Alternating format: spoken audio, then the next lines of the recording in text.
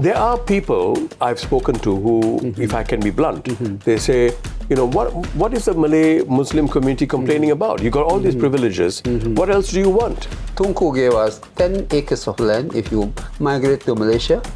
In 65? In 1965. I get the sense that you feel that the Malay community does feel that way. Not validated emotionally, not trusted. Are they being accepted as full, total Singapore citizen? That is the question. Hi, Hello, Mr. Yatiman, Nice how to are meet you? So good to see you. Thank you so much. Please Thank come. you so much. Please come. It's a fine place. Yeah. So here's a welcome drink. Good afternoon to you. Good evening. Yes, thank you very much. That's a Wow. non-alcoholic That's great. raw mango margarita for you. Mango. That's right. Thank you very And this much. one here is Thank you. Thank you so much. Non-alcoholic. Thank you. You cannot take And- alcohol. Asking questions. Cheers. Cheers. Yatiman, thank you for Yes. making time to join me in Inconvenient Questions. Thank you, Viswa. Now, for inviting you me. joined politics as a member of parliament representing the People's Action Party, PAP, in 1984. Yes. Now, before that, you made a name for yourself as a journalist and editor of Berita Harian, our Malay daily. Yes. Right? Now, and you often said subsequently Yes. that you had a lot more fulfillment as an editor, as a journalist Yes. in Berita Harian, Yes. as opposed to being a member of parliament. Yes. Why do you say that? Well, I think as an editor of a newspaper, you are working quite close to the ground. You know the feeling, you know the sentiment, you know the dream, you know about the frustration of your community, which I managed to surface it in Berita Harian and Berita Minggu. That way, we will convey the message about the living condition of the readers in Singapore To the government. to the government. Yes. Yeah. So that was the premier reason why I changed. Even though my work as a teacher was quite satisfying then, I was sent to primary school, secondary school, and JC to teach.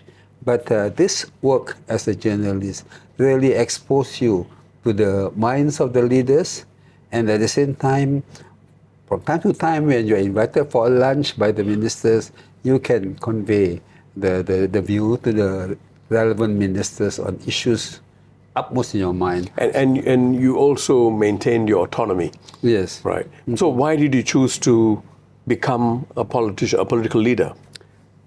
Well, it is a very difficult decision to make. It is quite excruciating for me to change because I love my job as an editor of newspaper so much. I could work for 16 hours a day for the newspaper. I didn't feel tired at all. But this going into politics was something which was quite different, and it was unexpected because when 1980 we had a forum over TV. Dr. Lee Kun Choi at that time invited me to join in 1980. I just declined. But in 1984, when Mr. Goh Chok Tong approached me, He was DPM then. he was the Deputy Prime Minister and Minister for Defense. It was a shock to me because I've never thought of going into politics at all, because of my past experience. At that time, I was quite happy helping my community. As a teacher, I became the Secretary General of the Singapore Malay Teachers Union, and then we were quite active in the Central Council of Malay Cultural Organization. Now, this is an umbrella body of 40 Malay Muslim organizations looking into different aspects of Malay life in Singapore. Is this Majlis Pusat? It is Majlis Pusat. Which just Yes. was forced It was to very wrap up. sad, and I'm really sad with the demise of the organization and the way it was damaged. I was with Majlis Pusat since my university days as a representative of Malay Language Society into Majlis Pusat, one of the 40 members. Then I continued serving the organization, and we spent a lot of time in Penang Lane doing a lot of projects. So I was very happy doing what we thought we could help the Malay community. We organized counseling service for anti-drug people. We organized a visit to various Malay kampongs. We went to Tanjung Irau. We went to Jalan Majapahit in Jurong. We went to the organization in Hindhead Drive near the quarry. We went to many places and we talked to Malays who were quite poor. Yeah. And my impression at that time was that the problem burdening the Malays at that time was so heavy, so huge, that no amount of our resources in the Central Council could actually lift them up. What was this burden? Drug addiction, unemployment, poor education performances. This was in the 60s and 70s. In the 60s and 70s, yes. So we have to bring in expertise, dietitian, to advise them to have the good dietary, but they have no money to do that. Their parents are working day and morning and afternoon, 2 jobs, so that they can survive. But when you joined politics in 1984, obviously there was something that made you stay on, because you could see that you were in a position to make a difference. And you stayed on for 5 terms as a PAP MP, yes. right? And you were a political office holder. You became a Senior Parliamentary Secretary, which means that you had influence. Yes. Now, do you feel that over the years, the 5 terms that you served as a Member of Parliament, after that, being an influential person in Singapore, do you feel that the condition of the Malay community in Singapore has improved significantly? Before coming in, I was naturally with the Malay community so much. Many expect me to join the opposition. That was the situation. So much so when I joined the PAP, I was, in a way, being sidelined by my community. Why? I do not know, because at that time PKMS was still around and they played the role of this communal politics, And PKMS from Malaysia? Yes. No, PKMS in Singapore. They had a branch here. Yeah, the branch, yeah. So, but at the same time, Majlis Pusat was involved in a running project to alleviate the community. So there is a parallel desire in that sense, so that's how I was in. But the real reason that I came in, after a long thought, after consulting so many people, was that I will be given the opportunity to raise issues direct to the top leadership. And that time it was Lee Kuan Yew. At that time, it was Mr. Lee Kuan Yew. Did you manage to raise it directly with him? Yes, I think Mr. Lee Kuan Yew took me for a number of visits to London, to Washington, to other places, and his mind was very much in Singapore. That was where the confluence came in. So when I met him, I believe that he is an able leader. He was an able leader and was quite sincere in doing that. But his style of leadership was a little bit corrosive at that time, because as a student in 1970, we would handle that kind of treatment by the then Prime Minister, young Prime Minister, I must admit. But the idea about having the opportunity of conveying your concern, your thought, your minds about the well-being of your community to the top leadership was quite something that I thought it was quite good for me to join. Because I have tried in an organization trying to lift up, we had no resources. I've tried through the newspaper, changing the mindset of the Malays. It didn't work so much. Perhaps if I reach the top, I'm able to convince the new way of helping my Malay community. But do you think there has been sufficient progress in the community over the years? Well, the answer is yes and no. In one area, I think the government, true to what the late President S.R. Nathan told me, you go and help Goh Chok Tong. He is sincere. He is able to help you. You give him your hand to help. Then I thought, okay, he is a sincere man, a man of sincerity that I think I could share in working together with him. So I joined. After joining, of course, the expectations were far higher than the ability to deliver, because in some issues, you need time to develop. Before I accept the offer to join the party, I told Mr. Goh that one of the conditions of my acceptance was you look into the question of Malay loyalty. There was utmost in our mind because there was a source of a lot of problems facing the Malays then, employment and the health. He promised that he will look into it, but he said, I must be patient, that it may take time. That was in 1984. Now, 60 years after that, then I see some progress. 60 years is a very long time. We are talking about 2.5 generations of Singaporean Malays suffering from this non-acceptance of question of trust. So it's a very serious this matter. question of trust, goes back to the definition of it's really the identity of the Malays, Yes. Malay community. Now, the Malay community is seen as the indigenous people of Singapore, Yes. right?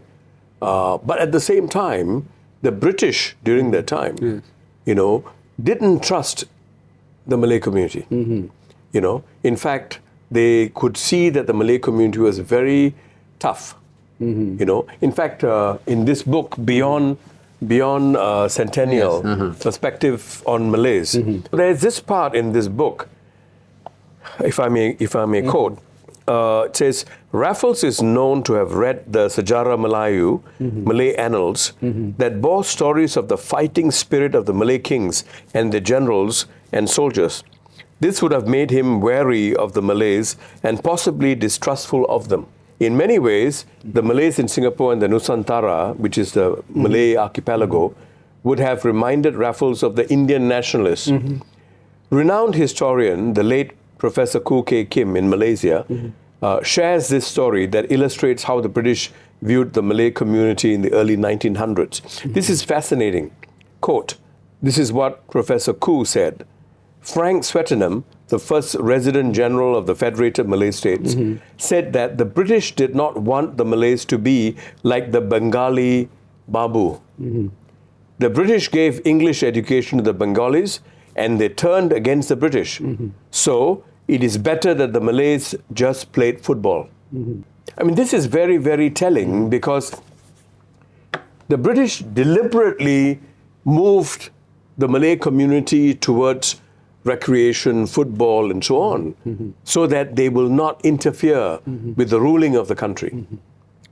I think, in addition to the observation made by the academician, we have to bear in mind that Sejarah Melayu, the Malay annals, Sulalatus Salatin, had identified the writings as something to uphold the position of the king and sultan. Right. So, the underlying thinking of the book is very much in support of the sultan. Yes. So, That was also a threat. Yes. The sultan itself is the key negotiator in dealing with the British. The British wanted to hold the sultan. He's the Sultan of Johor. Yes. Not only Sultan of Johor, many other. You have the Federated Malay States, Correct. non-federated Malay States. You have these difficulties of separating the Malays who were, by and large, ta'at. They believe in their sultan and the sultan itself. That was one of the reasons that they don't like the Malays. But towards the First World War, most of the Singapore Defence Army members are Malays. You remember Lieutenant Adnan Saidi? Right. It happened The Pasir Panjang in Hill, 1950s. the final battle. Yes, the Pasir Panjang defense. Lieutenant Adnan, Sergeant Yaakob, and many others came from Negeri Sembilan, Perak, Melaka, Johor, Selangor. But they never thought themselves as Selangorian or Melaccans. They defended Singapore on the part of the British. So I think the And they question gave of their loyalty lives. at that time was crucial because they are defending Singapore, which is at that time part of Peninsular Malaysia. So this question of loyalty had been solved much earlier. The Malays have demonstrated that they can be loyal in defense of their homeland. But Yatiman, the thing that I'm a bit puzzled about is Mr. Lee Kuan Yew and the founding leaders of the PAP, the ruling party, were truly multicultural and multiracial, Yes. in the sense that they could easily have given greater importance to Mandarin. They could have given greater importance to the community that is dominant, which is 75% of the population Chinese. They could have, but they chose not to. It was meritocratic, Yes. and so on. So, in many ways, in fact, if I may quote, an excerpt from Mr. Lee Kuan Yew's 1966 National Day rally speech, right? He said, "We believed and still believe that salvation lies in an integrated society." I use the word advisedly, integrated as against assimilated. I would not imagine for one moment a Singapore government trying to assimilate everybody. You know, and then he says, 75% Chinese trying to convert 10% Tamils and Hindus and Tamil Muslims and Northern Indian Muslims into good Chinamen, I would not try it. It is not worth the effort. But I say integration is possible. Not to make us one grey mass against our will, against our feelings, against our inclinations, but to integrate us with common values, common attitudes, a common outlook, certainly a common language, and eventually a common culture. Now, these are very noble goals, Yes. right? In 1966. Yes. Now, why does it appear that we did not make sufficient progress with the Malay community? Well, I think there is a gap between what is desired, what is philosophically acceptable and politically implementable, with something to understand the inner desire of each community in Singapore. I would like to say that his idea of integrating multiracial Singapore is quite close to my idea of creating a total citizen of Singapore. In other words, you uphold meritocracy, you uphold philosophy of holding up justice, and you give fair treatment to all citizens, that all will come together. But in the end, when you implement certain policies, would the policy be seen as assisting developing what I consider as a total citizenry of Singapore? In his term, it is an integrated one Singapore. There is overlapping meaning of them, but I think it depends more on how you implement your policy. This is where I think we have to look deeper into it and understand how will be the outcome of the policy resulted in different direction. Do you feel that there was not equal treatment of the Malays, the Malay community, Malay Muslim community, or are you saying that the expectations of the Malay Muslim community as the indigenous people of Singapore are higher than the other communities? Well, there are two aspects of it. One is the reality of what is actually taking place in Singapore.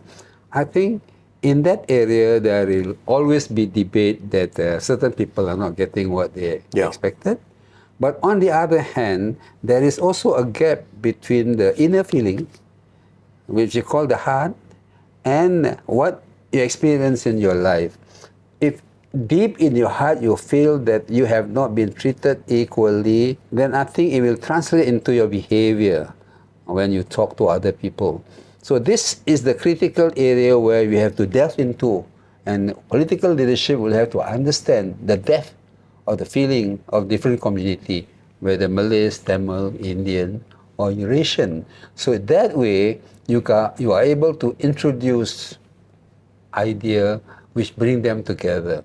One good example that the PAP government had introduced that brought people together is the setting up of the community centers, where different community from different walk of life will come in, participate, and be part and parcel of the process of integration indirectly.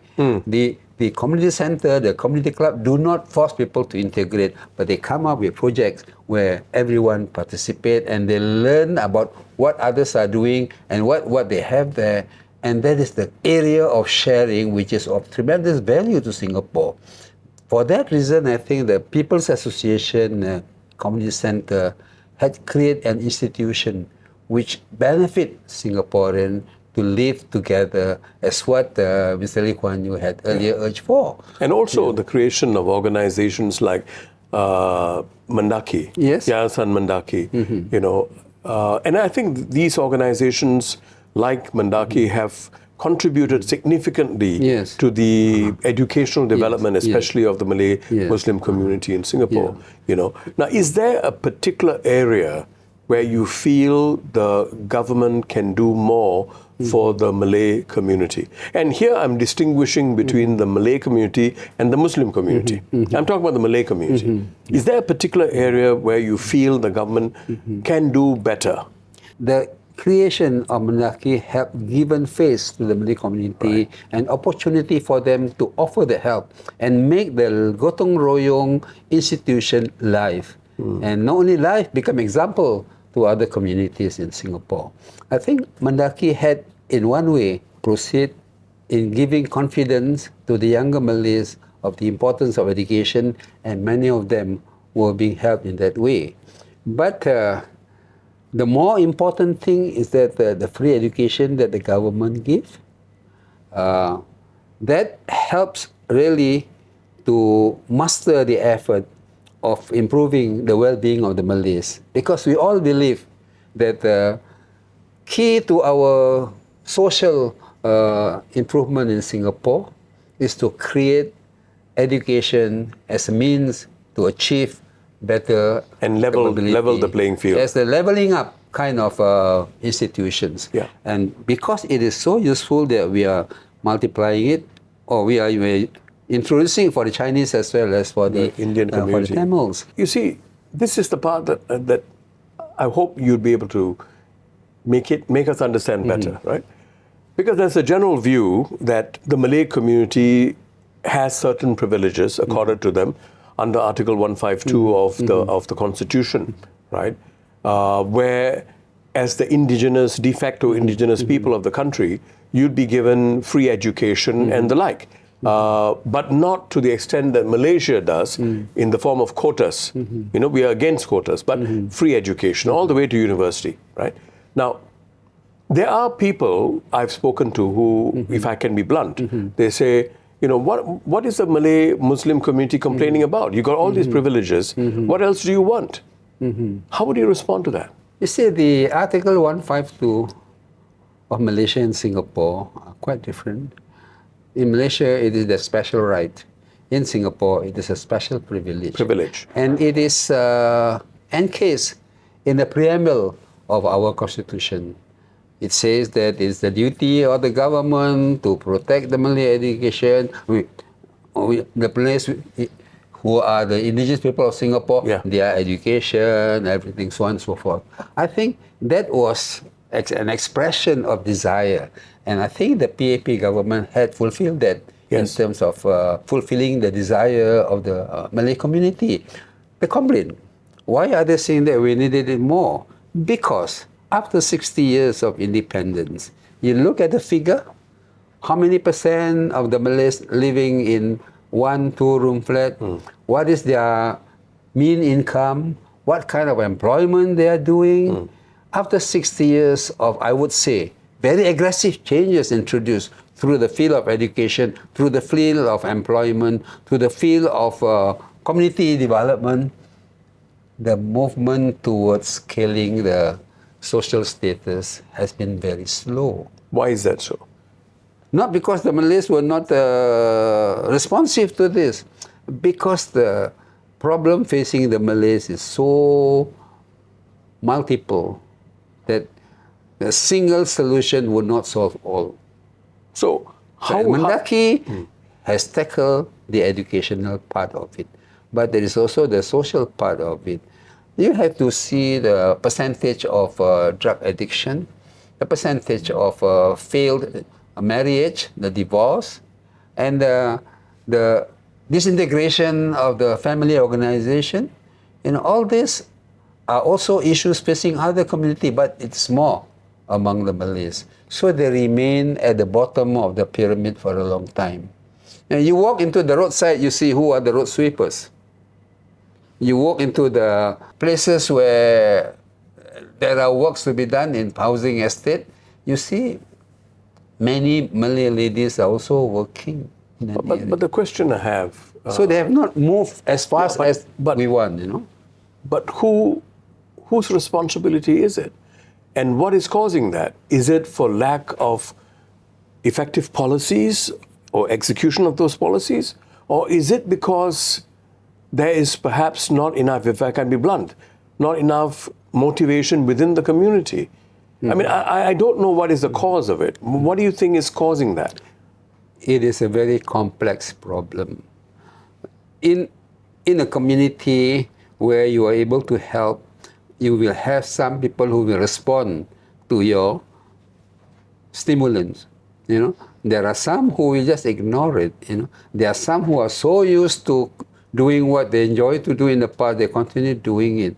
So I think to delve into those areas, we need a lot of organization involved. I'm glad that we have previously religious organizations which are now going into the social activism. Activism. We have Muhammadiyah, we have the Jamia, you have the Patapes, all. They are all going into this. The social dimension. Yes. And you've got very good organizations like 4PM as well, Yes. who've been doing great work. Yes. You know, and if I may perhaps suggest that this whole notion of loyalty and trust, you know, you can get some of the downstream things sorted out. Yes. I would consider education also somewhere there.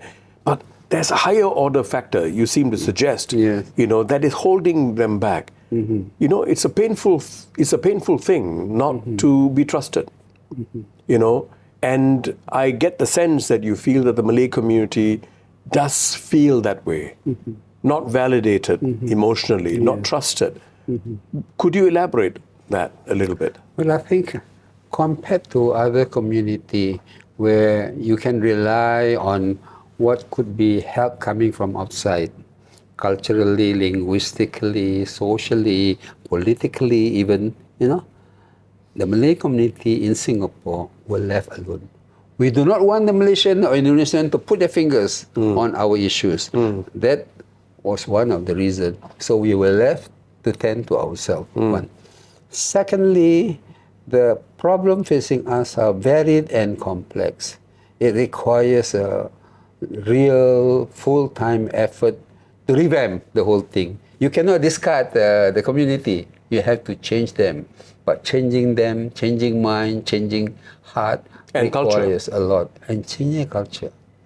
And some will talk that Islam had done them a little bit of help because it gives them the sobriety, the patience, and the willingness to try even harder if things are not that forthcoming. But I think over and above that, there is this new issue that comes in. This pertains to our immigration policy. Yeah. Our immigration policy invite people with talent, with capability to come to Singapore. We cannot expect to have Malaysians coming to Singapore because they're having everything good there for themselves. The Indonesians, we have some restriction for the less well-being, less able Indonesian to come to work in Singapore. Similar restrictions will not apply to China and India. Yeah. So I think these are the things that made them feel that, hey, how come you are inviting outsiders to come in? My grandfather, my father were born in Singapore. You question my loyalty when it comes to going to the army. You send me in the old days to Vigilante Corps. Now you send me to the civil defense. You go to civil defense force to see majority Malays. You don't send me as equal as others. Whereas children of those who came from China, from India, from Bangladesh, from Pakistan, were never questioned. You can go into any defense agency that you like. And also, I guess, I sense a certain level of hurt because the Singapore Malay community, Malay Muslim community, chose to remain in Singapore in 1965. Yes. When actually they had the option of going to Malaysia to to be part of the majority in Malaysia. And I guess they feel that that has not been given enough importance, that they chose Singapore as home. You know, you have written, you have compiled your poetry, your poems in this fabulous book, A Trail of Sparks. Yes. You know, and I noticed that you have written quite extensively about loyalty and trust. If I may, Please. if I may read loyalty. So many times already you have poked me with the disturbing question of where actually we stand when the time comes to test our loyalty. This question is disconcerting. The feeling of deep self-worth is piercing the belief that it's deeply entrenched while we chose our sides. This land is ours. We live and die here. For me, trust and loyalty are the two faces of a single, undivided block. How could there be loyalty without trust? How could there be trust without loyalty? If it is destined that we are forced to protect the homeland, then you do not worry. We will not hesitate to pull the trigger. Are you prepared to accept us wholeheartedly? Time and the world stand to witness. This is exactly my point. You know, when we decided in 1965 to kick the UMNO and alliance out of Singapore and to go for Lee Kuan Yew's meritocracy and to stand for Singapore's position, we decided not to accept whatever the Malaysian offered. We were quite aware. Tunku gave us 10 acres of land if you migrate to Malaysia. In 65? In 1965, after the separation, I said, don't worry, we'll give you land. But he forgot the fact that Singaporeans were never agriculturists or farmers. Yeah. So many of them came back. How many of them accepted the offer?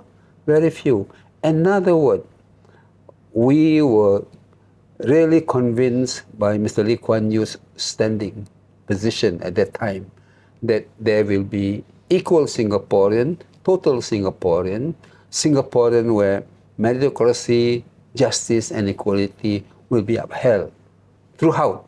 This is not a Chinese country, this is not an Indian country, this is not a Malay country, but this is a Singapore belonging to all of us. A Singaporean Singapore, Yes. like Malaysia and Malaysia. Yes, so this is the thing that is being imbued in us, and I think we made the right decision. There is no question at all that the Singapore Malays wanted to go along with what Singapore is moving towards.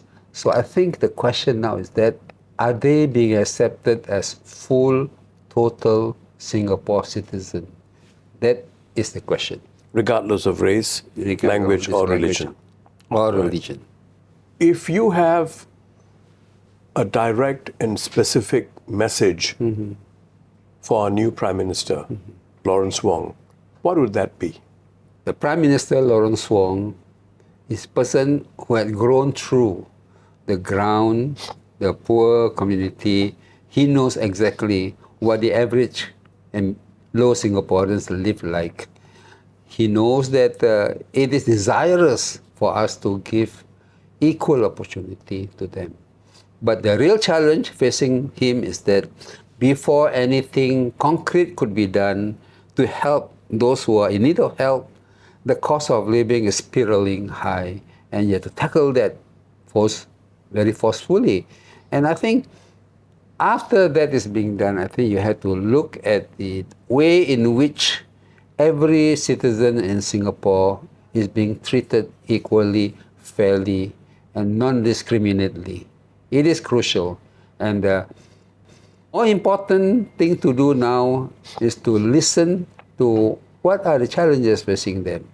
And I think the Prime Minister, Cabinet Ministers, as well as Members of Parliament will have to spend a lot more time re-looking at the situation at the ground and see what are desirous. I think our tendency to hire civil servants to solve the problem had made the Members of Parliament and people who were in the past used to be the direct assistant to the community aside from the process. and that won't be good thing. So I think I served for 5 years. And, 5 terms. Sorry, I'm sorry. I've served for 22 5 years. terms, 22 years, and I know nothing like understanding the ground feeling and to reflect your policy change to meet the challenges facing the ground community. Yatiman Yusof, thank you so much Thank you so much. for making time. Thank you.